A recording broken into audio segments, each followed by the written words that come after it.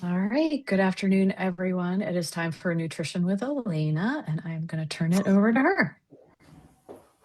Hi, everybody. Welcome. I am just going to. So, today we're going to talk about spring cleaning our plate. So, we're going to have just like talk about some different spring foods and some different ways to kind of incorporate some different ideas into our routines. And I'm going to first get started with our item that has to go into the oven. So, we're going to make an asparagus and wild rice casserole. So, as I'm sure many of you are familiar, asparagus is one of our yummy spring vegetables. And it's great to just kind of take advantage of it this time of year because we all know that the in season time for asparagus is pretty short. So, thought we should do a recipe with it today. So, I first started by making some wild rice to start with. And so, I just got finished cooking. So I have just my little casserole dish here. So I'm going to just line the bottom with the rice, and then we're going to set it to the side and work on some other ingredients for it.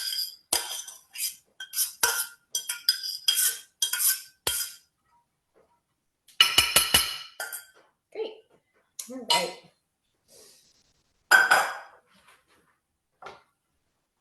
I'm going to do some onions and garlic sauteed. I have my little pan here. I'm going to do that in some avocado oil, but you're welcome to do kind of whatever you have available. You can even use some olive oil if you have it. So I'm going to just chop up my onion. So we're going to do about a half of this medium-sized onion. And all of our, what we call allium vegetables. So our onions and leeks also coming into season this time of year.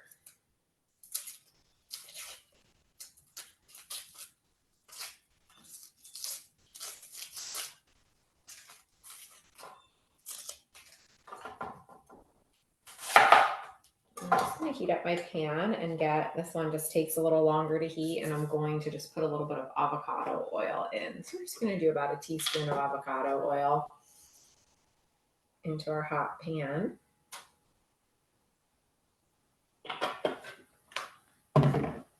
We're not sauteing much, so a teaspoon will be fine. I'm just going to chop up, let's move this out of the way. Chop up my onion.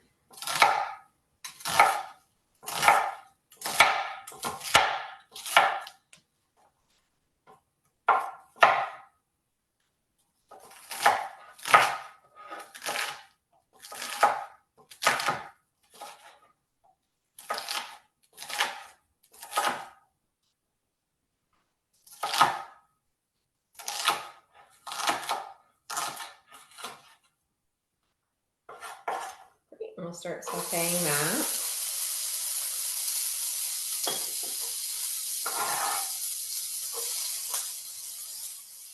While that's sauteing, I am going to add in, I'm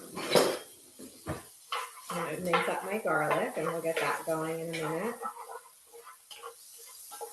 I like to get my onions started just because the garlic tends to cook up really quickly and stick a little bit.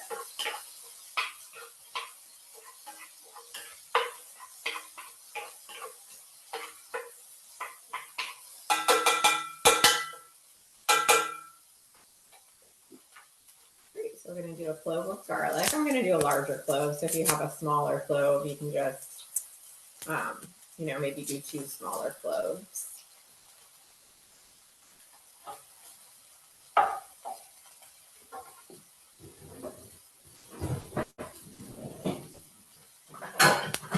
We're just going to mince our garlic.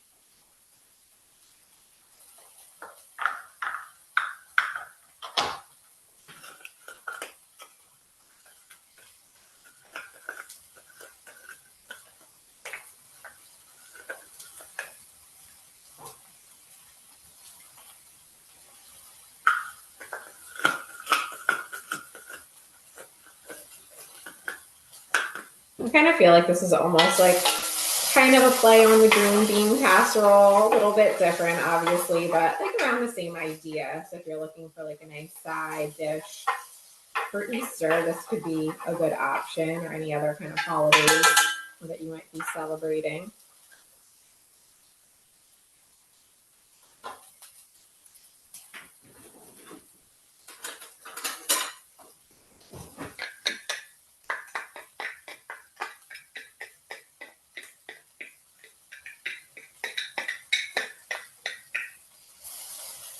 Great. All right. So have that sauteing for about a minute.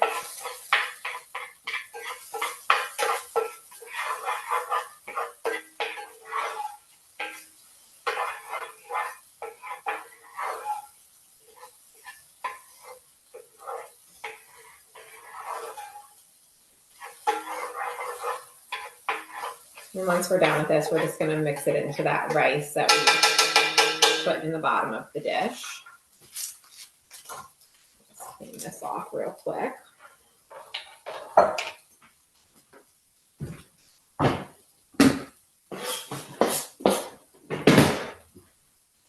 right.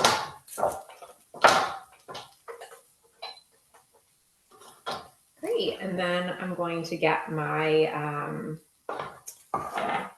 asparagus chopped up before I add in like stir up my eggs. So we'll do that real quick.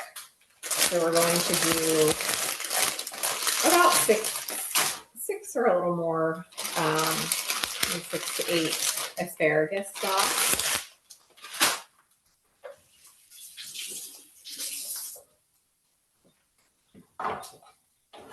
I'm just going to cut them into about 1-inch pieces.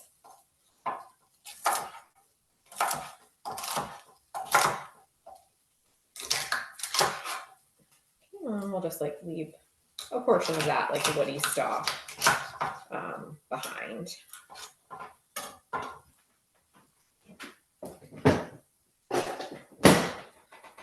right. So just turned off the heat on this, and then we're going to just whisk up our eggs with our milk.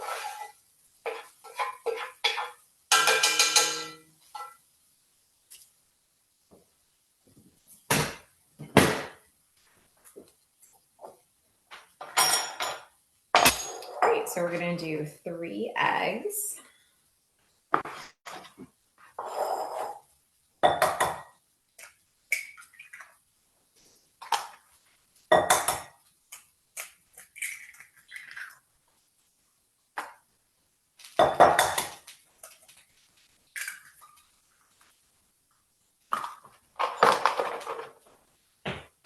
And then I'm going to just quick wash my hands.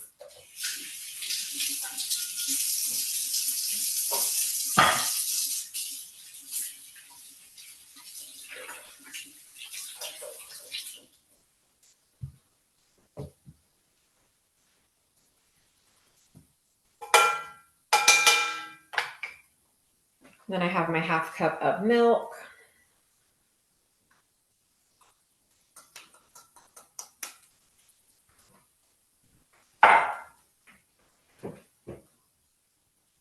And then I'm going to add in a 1/4 teaspoon of salt. And then we're going to do a 1/4 teaspoon. So if you don't have this herbs de Provence, this is just really just thyme and rosemary. And I think something else. And I was meaning to look it up before class, but you can probably look up what the other ingredient is in it. But it's a really nice, it's like easy blend that just adds some nice flavor to this. It feels kind of springy. You could also just add your fresh herbs into this mixture. You know, maybe just chop up some chives and some thyme. I think that would be really nice.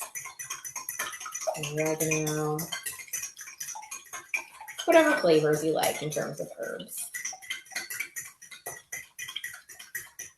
Okay, great. We have that mixed. So now we're going to just mix this in with our rice. Just get my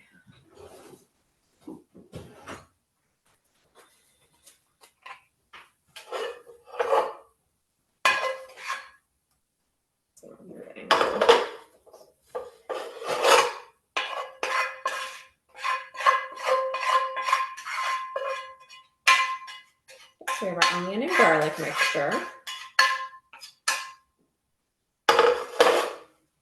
I'm just going to mix this in with the rice.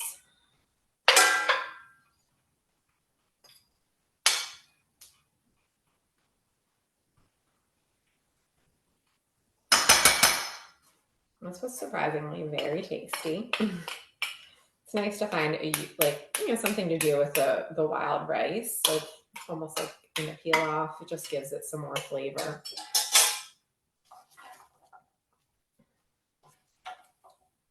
I'm just sprinkling the asparagus. I'm going to add the egg mixture.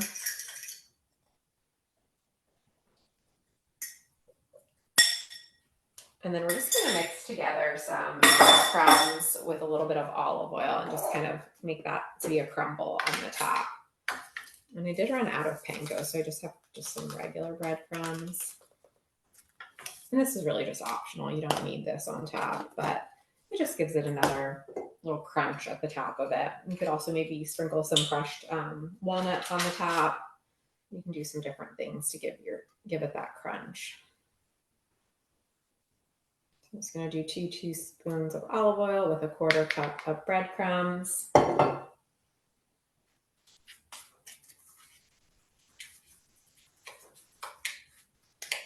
The panko definitely works a little bit better than just those regular breadcrumbs, but it'll be just fine. And just kind of sprinkle it on the top.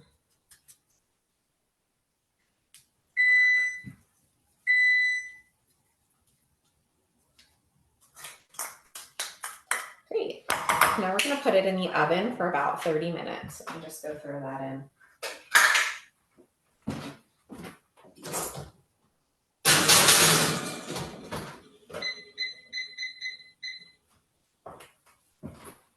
All right, let me just get this out of the way.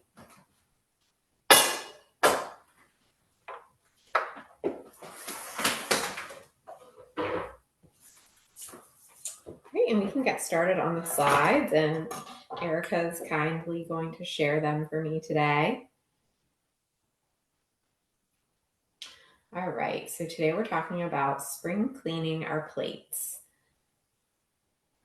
So when we talk about spring, we think of like spring vegetables, right? So we have some kind of very specific category of vegetables that come first in the spring. If you're a member of a CSA, you're pretty familiar with what might come in that early part of the season.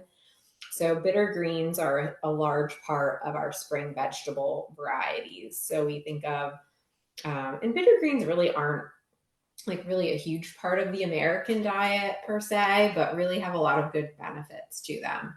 So when we think of bitter vegetables, think of arugula, dandelion. So sometimes dandelion you can find at like grocery stores or farmers markets. Some people harvest it out of their yards if their yards are unsprayed. Endive, and then mustard greens, radicchio, which is over there on the right, and watercress. So all some yummy bitter spring greens.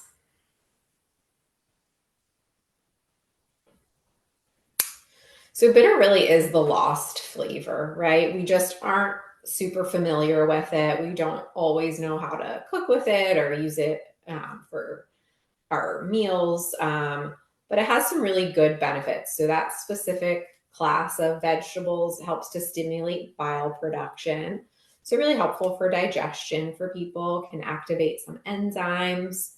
We find that these bitter greens are really high in those prebiotic fibers. So we've talked about that before. Those prebiotic fibers help to fuel our good bacteria in the gut. They're also high in vitamins K and A, and then also folate and calcium. For cooking with bitter greens, we can do some things to kind of help with like that bitter taste. So there's like a cookbook called, I forget the order, if it's acids, fat, salt, fat. It's those 3 words in a cookbook title, but all the recipes kind of follow that basic kind of recipe where you're having something to kind of offset different flavors. So for bitter, we're specifically adding in some salt, acid, and fat. So for the salt, you might use a dash of salt. Some people might use like Dijon mustard or soy sauce. Those are all good sources of sodium that can kind of add that salty flavor to things. Acid, so like a lemon juice or lime juice, vinegar, and then fat. So some type of like olive oil, avocado oil, nuts, something that has some higher fat content. And then we can kind of maybe introduce some bitter greens into our salads by adding about 20% of our salad greens, like adding 20% bitter greens to our salad. So it's not that we're eating a whole giant bitter salad, but about 20% of that salad has the bitter greens in it. We can buy those, local is a great way to get the bitter greens, especially this time of year. And we actually see some benefit for people eating some bitter greens before our meals. And that actually can help with our, we're going to have more specifically a class about kind of harnessing our own GLP-1 production in the body, but eating bitter greens before a meal is one of those things that can actually help with that and help with our satiety. Great. And then we'll talk a little bit about our prebiotic rich spring vegetables. So again, those fibers that help fuel that good bacteria in our gut and really help our gut microbiome flourish. So asparagus is a big one, which, we have in our recipe. And like I said, is like, really coming into season right now in our area. Jerusalem artichokes, which I know we've talked about before. They're a little harder to find. They're a root. Those are really high in the prebiotic fibers. So we do have to kind of like, if we add those in, just add them in very slowly and gradually so we don't have GI distress. Then we have things like leeks and spring onions. So leeks, if you haven't used those before, they can be, they're from that family that onions are from, but their flavor is much more mild. So they are kind of nice in like a soup. Like there's a lot of nice like potato leek soup recipes out there.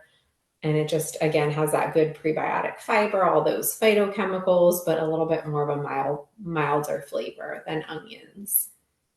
Garlic scapes. So those are kind of fun. And has anybody ever gotten those like from a farm or in their CSA shares or anything? Yeah, I see some people shaking their heads. So yeah, they're like a nice like little green. I think maybe I have a picture of them on the next slide, but they are, I like them like kind of chopped up in a stir fry. They're really nice like that. And then we have our dandelion greens. Again, another really rich prebiotic food. Yep, there's my garlic scapes. So really like, focusing in on that microbiome and all of the diversity that we can get from that, improved mineral absorption. So we do find that when we're eating more of these, we do like absorb more of the minerals from them than maybe like something else. So that's another nice option. And then the satiety. So like we see like we can release some of those fullness hormones in the gut with some of these foods.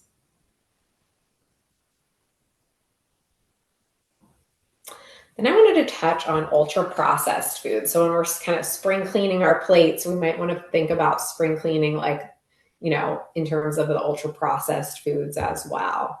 And it's like kind of a hype term right now. It's, we hear things in the media and all of that. So I kind of wanted to give a little bit of a better kind of overview of what are our ultra processed foods and what can we do to kind of make some good swaps with them. So ultra processed foods, things like soda, packaged snacks, instant meals, they're all really designed to be hyper palatable. So just like taste really good, shelf stable, and highly profitable. So kind of that's the thing behind the ultra processed.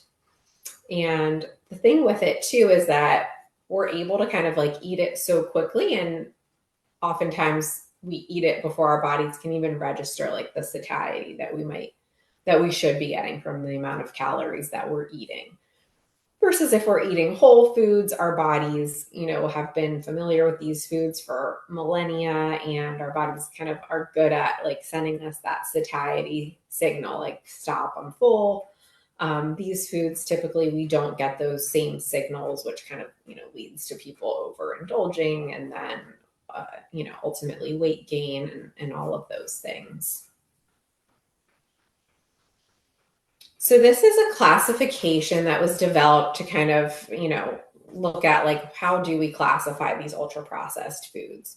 So we see that group 1 is our unprocessed or very minimally processed foods. So we have fresh fruit, dry lentils, plain yogurt. So there is like a little bit of obviously processing involved in making yogurt, but very minimal. They're taking the milk and they're adding, the live cultures and letting the fermentation happen. We have group 2, and that's our processed culinary ingredients. So things like olive oil, butter, honey, sea salt. So those things where they are going through a process, but they're still considered kind of more of an unprocessed food. And then we have our processed foods. So that would be kind of like fresh baked bread, canned beans in water, cheeses. So kind of like your simple cheeses, so like your cheddars and things like that. And then we have these ultra processed foods. So that's that group 4. So that's our sodas, our packaged snacks, instant meals, like our reconstructed meats.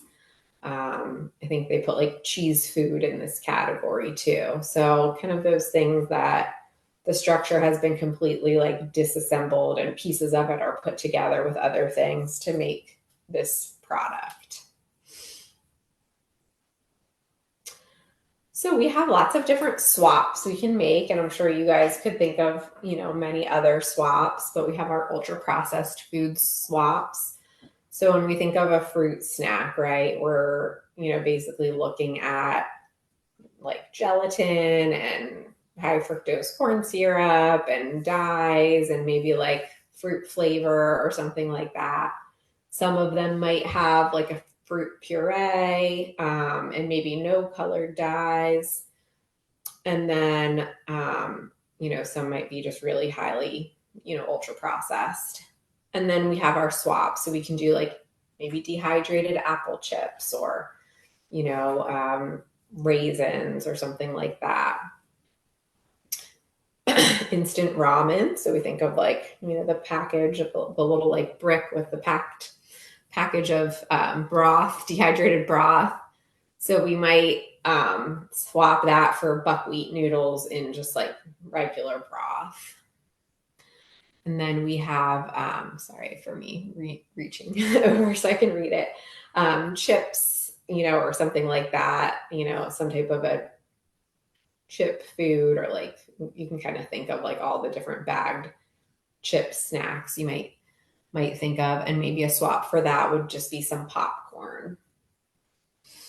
Then we have maybe something like French onion dip that you're getting kind of pre-made at the grocery store. So a swap for that might be some Greek yogurt with spices. So you could do like Greek yogurt with like everything bagel seasoning or something like that. And that would be kind of that dip swap. And then coffee creamer. So how many ingredients some of those can have in them. A simple swap would be milk, right? Maybe milk and a little bit of honey or something like that. Great. And then for hydration, so spring cleaning our plate, it's also the time of year where, we're kind of all just like coming off of this long and cold winter, right? So now we're trying to kind of get into I feel like a lot of people are kind of trying to reset this time of year, getting in more fruits and vegetables, just moving more, and hydration becomes a part of all of that as well. So I know we've talked about this before, but I always like to kind of, touch on hydration just because I it's pretty important for people both in treatment, out of treatment, just for the general population. But we can always kind of assess what our urine color looks like. So if it's apple juice color, we're dehydrated. If it's more towards pale lemonade color, that would be more of a hydrated status. We have our early signs, which are thirst and fatigue, flushed skin, faster breathing, and pulse rate rise. And then those late signs are more like dizziness, weakness, labored breathing with exercise. So just all things to kind of keep on top of as we're moving into, the warmer months, especially.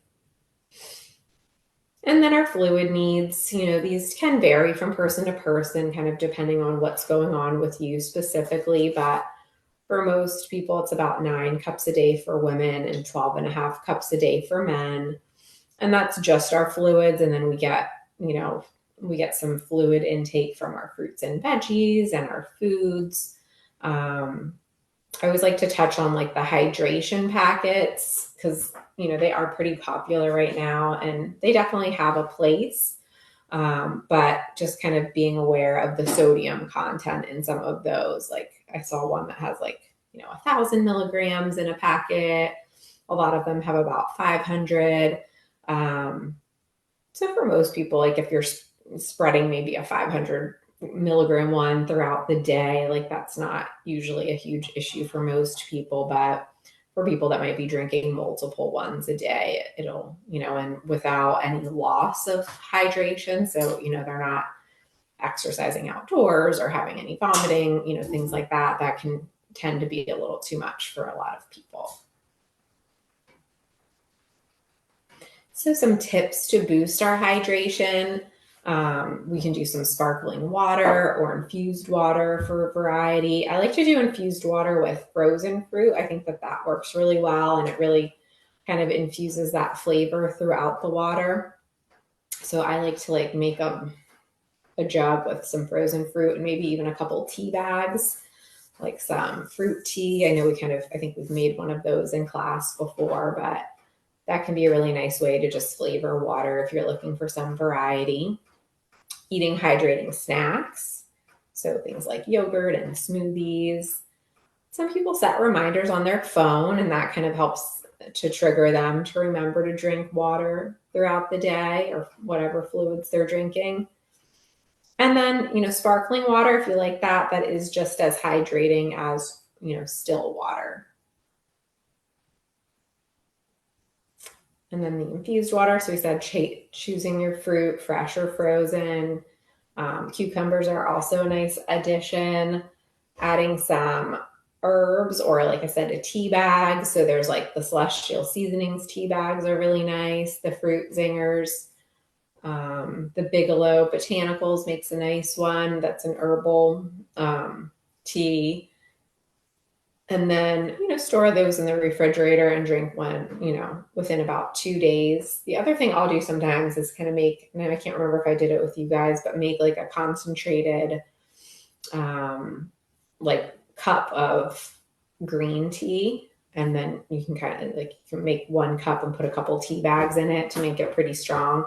And then you can mix that into your larger pitcher of, infused water or tea just to kind of get some of those good antioxidants from the green tea into the beverage.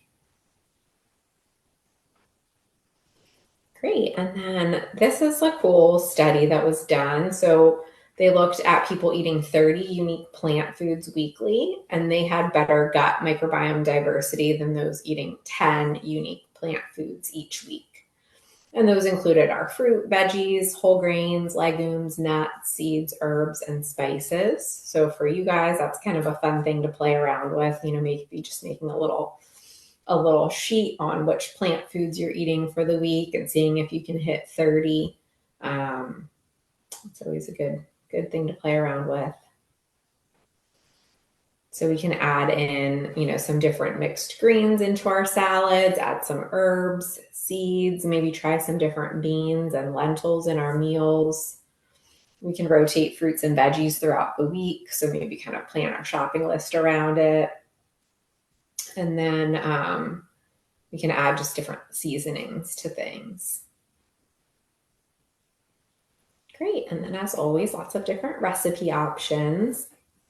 So some cool ones to check out. Let's talk on hydration. I need to have some water. Great. All right. Any questions on the slides?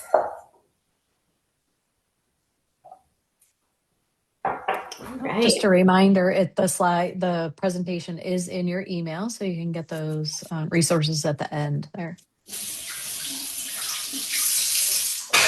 Great. All right, now we're going to do our edamame and chickpea salad.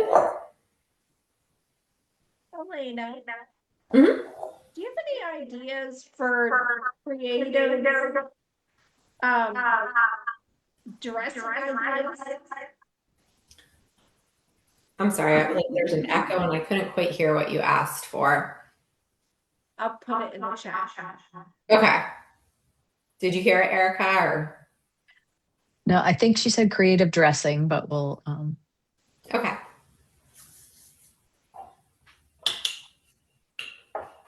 And while we're waiting for that, I will say I have roasted the garlic scapes before, and they're excellent. And then just throwing them in with other veggies or on things, it was very good. Yeah, they're a really fun one to have this time of year. Yeah. So any creative salad dressing ideas? You mentioned the combinations there, but yeah, I mean, I think the one that we're making today is kind of tasty. But I think always just kind of going off of that, like the salt, fat, acid kind of thought. So if you're making your own dressings, like, your acid would be like a vinegar or like lemon juice. The salt could be like the Dijon, the soy sauce, or, just a little bit of salt, and then like your fat. So, some type of oil. I always add a little bit of extra water just to kind of like thin it out. Like you're going to see, I'm going to do that today.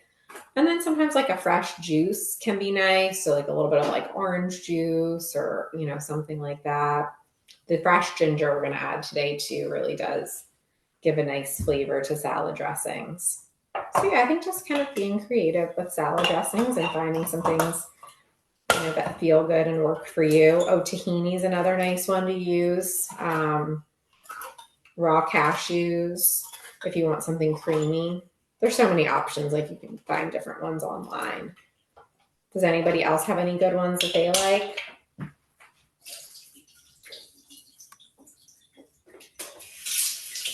Well, I always do red wine vinegar, balsamic vinegar, avocado oil, lemon juice, and a bunch of herbs.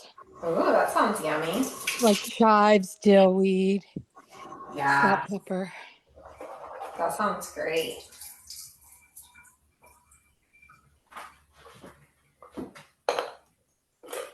Okay, so we'll just start adding these ingredients in. So I have my cup of edamame that we're going to put in.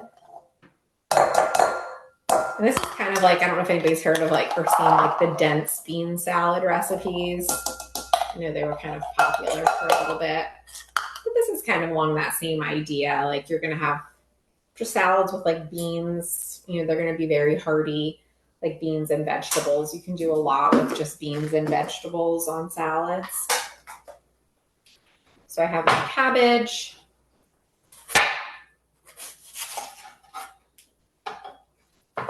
So we're going to do a cup of cabbage chopped.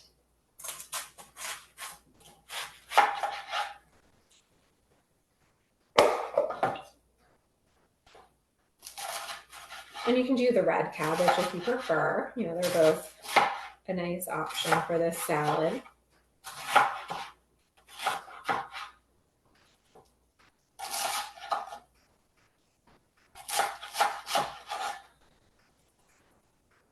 Sometimes you just want a salad that, is easy, kind of stores well in the fridge. Having bean salads in the fridge can be really nice because they're just like they don't wilt, you know, in the way that like a lettuce salad does. So they can store for a little bit longer.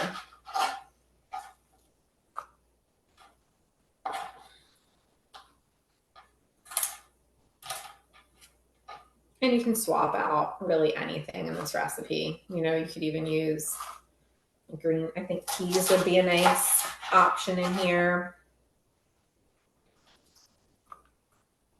You can use more or less different veggies. So we're gonna use some cabbage.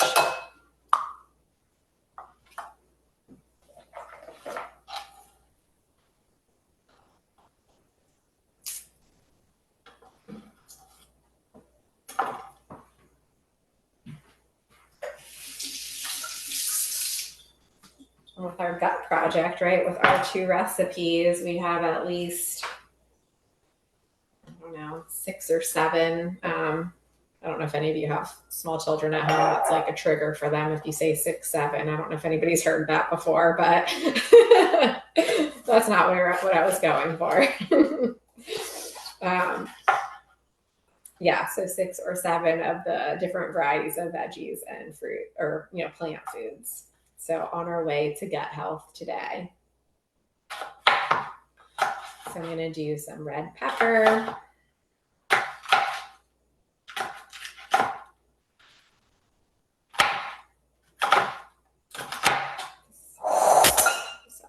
So I need to get this knife sharpened, that is for sure.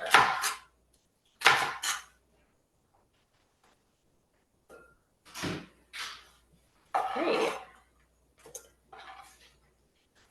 Just going to do a little bit more.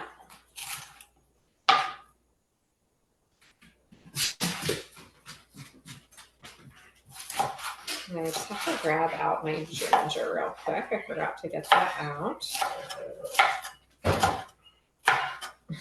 You hear my dog back here, but he's making some noises.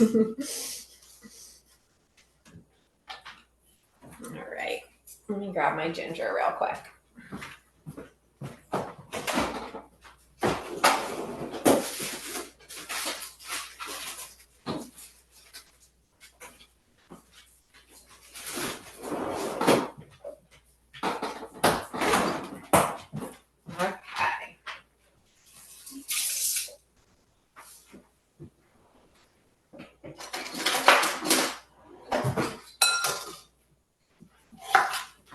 Great, so I'm just gonna quick grate this.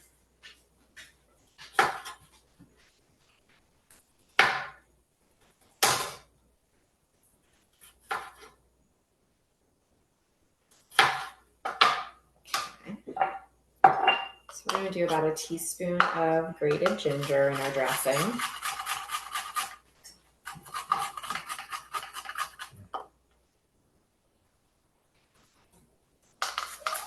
And this really adds a fresh flavor to things.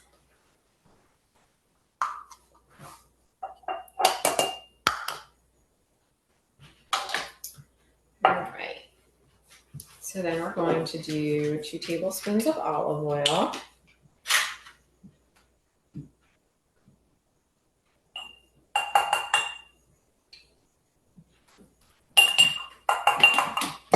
I'm going to do a tablespoon of soy sauce. I'm using the low sodium soy sauce because there's still plenty of sodium in low sodium soy sauce. You can always use the coconut and aminos too, or the liquid aminos if you're eating gluten-free. And then I'm going to do rice vinegar, so a tablespoon of rice vinegar. Rice vinegar does add a little bit of sweet to things, a little sweet flavor. Then we're going to do 2 teaspoons of water in here.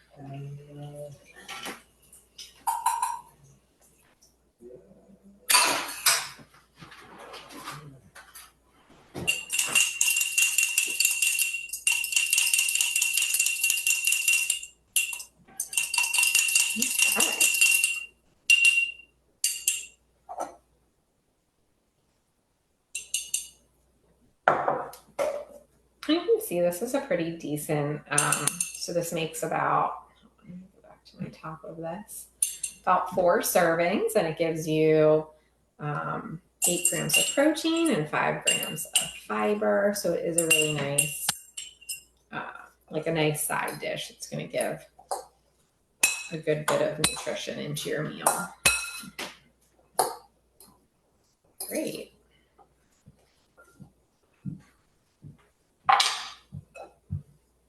All right, so I'm just going to check on our bake real quick.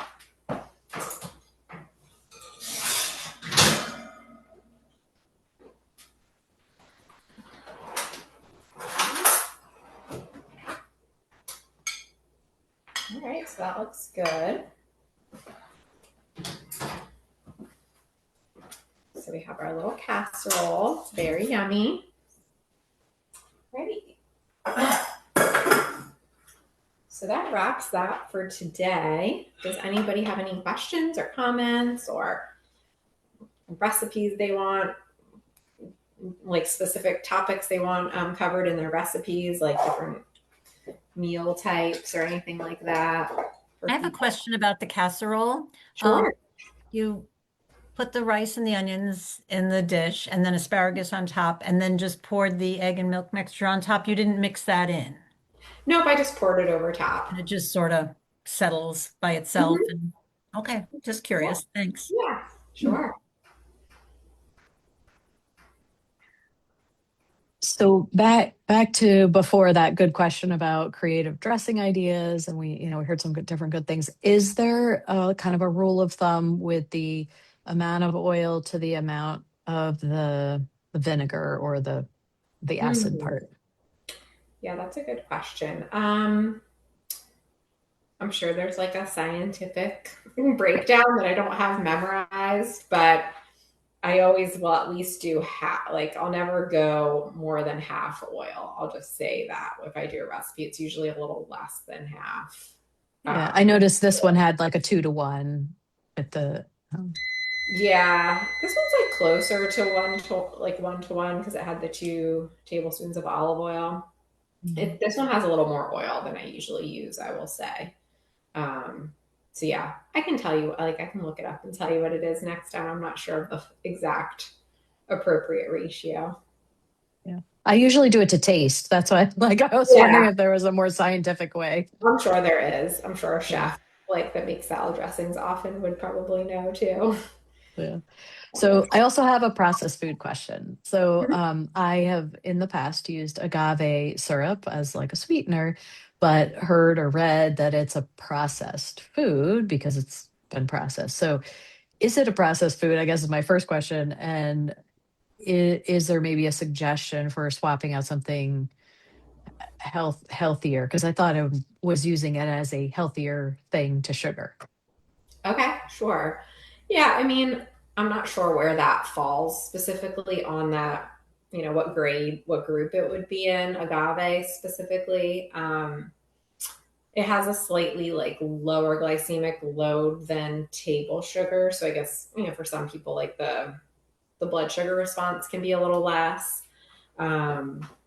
If we're swapping out, I guess it kind of depends on what we're putting it in, right? If we just want like a little tiny bit of sweetness in a salad dressing, for example, like using just like a little bit of honey usually is great because I feel like honey, like the flavor of honey goes a long way. So we would maybe use a little less of that than we would like a table sugar, for example.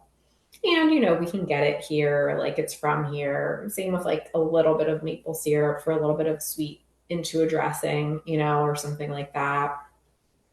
In general, just trying to get away from, most sweeteners in most of our things. Like, if we can try to cut down on our added sugar intake overall, it's always a good thing. But yeah, I would like that. If I'm making a dressing that I'm adding some sweet to, I'll usually use a little bit of honey or something like that. I mean, even the rice vinegar, they put sugar in rice vinegar. So actually, maybe not. This one doesn't. This one does not. Some of them do. So just check on that. Yeah. So sorry, that's a little long-winded to say, That's good. honey's, I feel like a little bit, like in a different group, maybe, I guess.